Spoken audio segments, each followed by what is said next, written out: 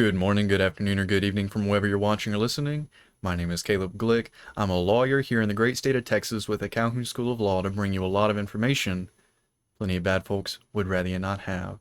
Today we're going to be providing another installation into our Federalist Papers series going on number 57. So if you haven't gone back and watched 1 through 56, I know they're on the longer side, they're about 20 minutes each, but I encourage you to do so because one of the frequent criticisms from the late and great Justice Antonin Scalia was that modern law schools don't teach the Federalist Papers, and they provide a very advantageous supplementary vault of information whenever you go about trying to fully understand the U.S. Constitution. That's why they're so important. Okay, so let's go ahead and jump on over to the Federalist Papers. Like I said, we're going on to number 57. The version I'm using is provided by the FederalistPapersProject.org, but there are multiple institutions from which you can get a paper and digital copy of the Federalist Papers. I encourage you to get both formats. While you're out there looking, go ahead and get a paper and digital copy of the Anti-Federalist Papers so you can join us in comparing and contrasting the arguments for and against ratifying the U.S. Constitution. Okay, without further ado, number 57 is written by Mr. James Madison, the author of the U.S. Constitution, and it is titled The Alleged Tendency of the New Plan to Elevate the Few at the Expense of the Many Considered in Connection with Representation. What a mouthful. It was published in the New York Packet, Tuesday, February 19th, 1788. He says this: To the people of the state of New York, the third charge against the House of Representatives is that it will be taken from that class of citizens which will have least sympathy with the mass of the people, and be most likely to aim at an ambitious sacrifice of the many to the aggrandizement of the few. Poor naive Madison. Of all the objections which have been framed against the federal Constitution, this is perhaps the most extraordinary. Whilst the objection itself is leveled against a pretended oligarchy, the principle of it strikes at the very root of republican government. The aim of every political constitution is, or ought to be, ought is a moral statement, Mr. Madison, ought to be first to obtain for rulers men who possess most wisdom to discern and most virtue to pursue the common good of the society, and in the next place to take the most effectual precautions for keeping them virtuous whilst they continue to hold their public trust. The elective mode of obtaining rulers is the characteristic policy of republican government. The means relied on in this form of government for preventing their degeneracy are numerous and various. The most effectual one is such a limitation of the term of appointments as will maintain a proper responsibility to the people. Let me now ask what circumstance there is in the Constitution of the House of Representatives that violates the principles of republican government or favors the elevation of the few on the ruins of the many. Let me ask whether every circumstance is not, on the contrary, strictly conformable to these principles and scrupulously impartial to the rights and pretensions of every class and description of citizens. Who are to be the electors of the federal representatives? Not the rich more than the poor, not the learned more than the ignorant, not the haughty heirs of distinguished names more than the humble sons of obscurity and unpropitious fortune. The electors are to be the great body of the people of the United States. Notice how he doesn't say American citizen. That is a very important distinction. They are to be the same who exercise the right in every state of electing the corresponding branch of the legislature of the state. Who are to be the objects of popular choice? Every citizen whose merit may recommend him to the esteem and confidence of his country. No qualification of wealth, of birth, of religious faith, or of civil profession is permitted to fetter the judgment or disappoint the inclination of the people. If we consider the situation of the men on whom the free suffrages of their fellow citizens may confer the representative trust, we shall find it involving every security which can be devised or desired for their fidelity to their constituents.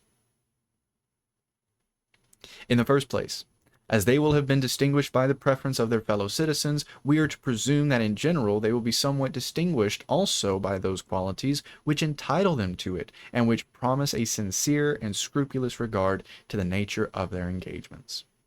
In the second place, they will enter into the public service under circumstances which cannot fail to produce a temporary affection at least to their constituents. There is in every breast a sensibility to marks of honor, of favor, of esteem, and of confidence, which, apart from all considerations of interest, is some pledge for grateful and benevolent returns. Ingratitude is a common topic of declamation against human nature, and it must be confessed that instances of it are but too frequent and flagrant, both in public and in private life. But the universal and extreme indignation which it inspires is itself a proof of the energy and prevalence of the contrary sentiment. In the third place, those ties which bind the representative to his constituents are strengthened by motives of a more selfish nature.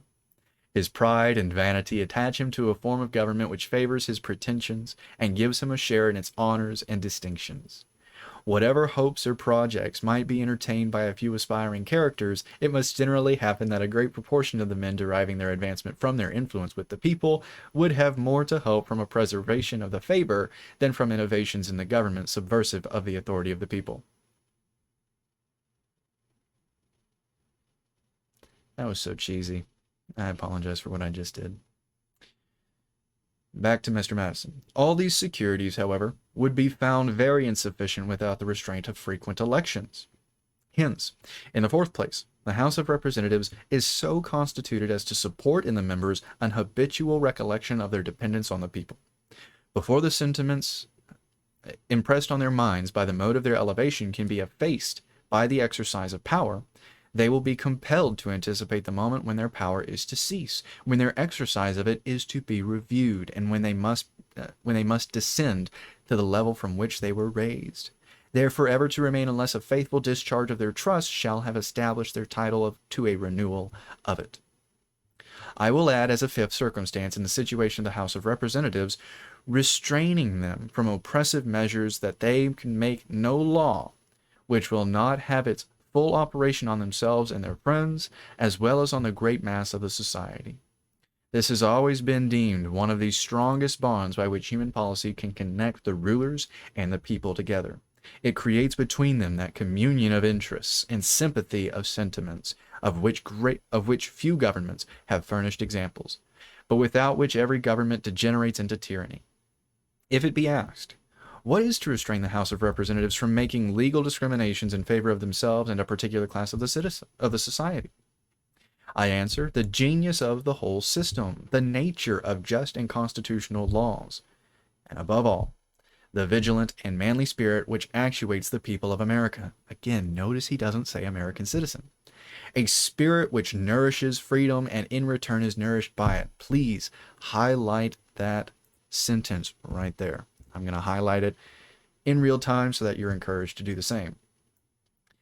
He just said the only reason the House of Representatives can work the way it does is because of this vigilant and manly spirit, which actuates the people of America. If you don't have that, the House of Representatives is going to become a tyranny. If this spirit shall ever be so far debased as to tolerate a law not obligatory on the legislature, as well as on the people will be prepared to tolerate anything but liberty. Boom. Highlight that paragraph as well. You know, Madison was naive, but he did have his often strokes of genius. Such will be the relation between the House of Representatives and their constituents.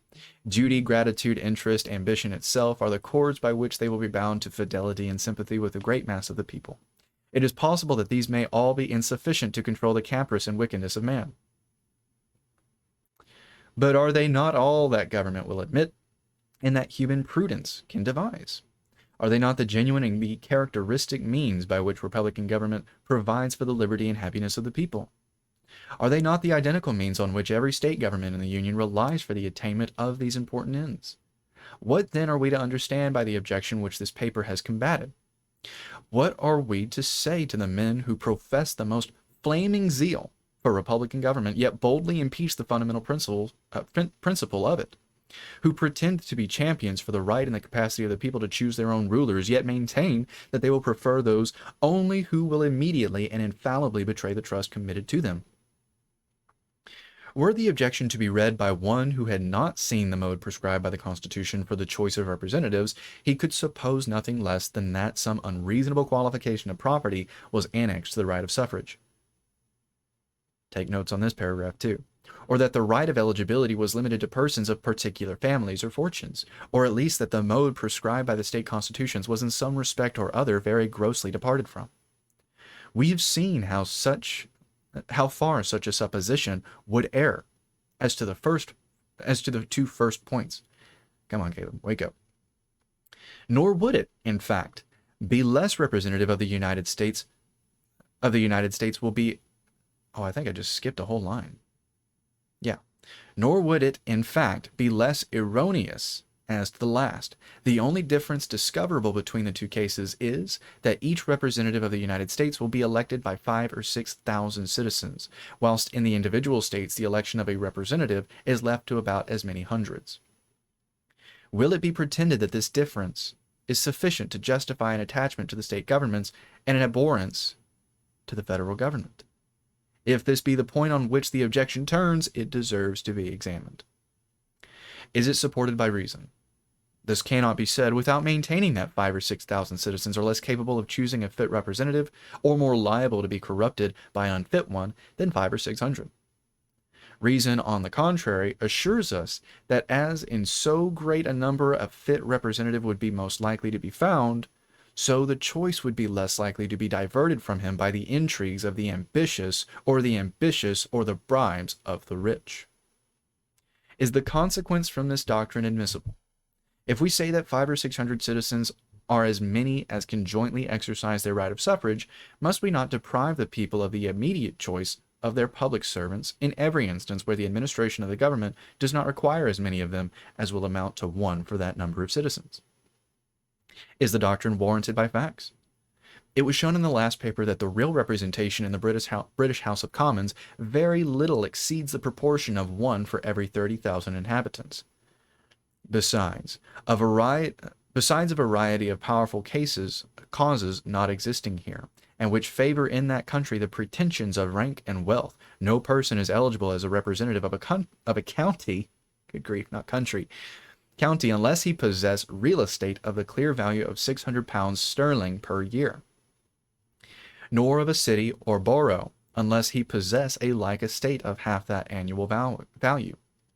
To this qualification on the part of the county representatives is added another on the part of the county electors, which restrains the right of suffrage to persons having a freehold estate of the annual value of more than £20 sterling, according to the present rate of money.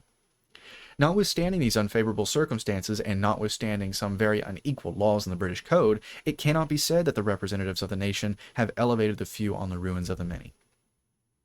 But we need not resort to foreign experience on this subject. Our own is explicit and decisive. The districts in New Hampshire, in which the senators are chosen immediately by the people, are nearly as large as will be necessary for her representatives in the Congress. Those of Massachusetts are larger than will be necessary for that purpose, and those of New York still more so.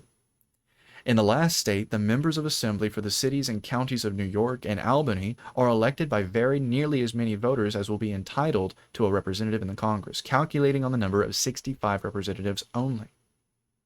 It makes no difference that in these senatorial districts and counties a number of representatives are voted for by each elector at the same time.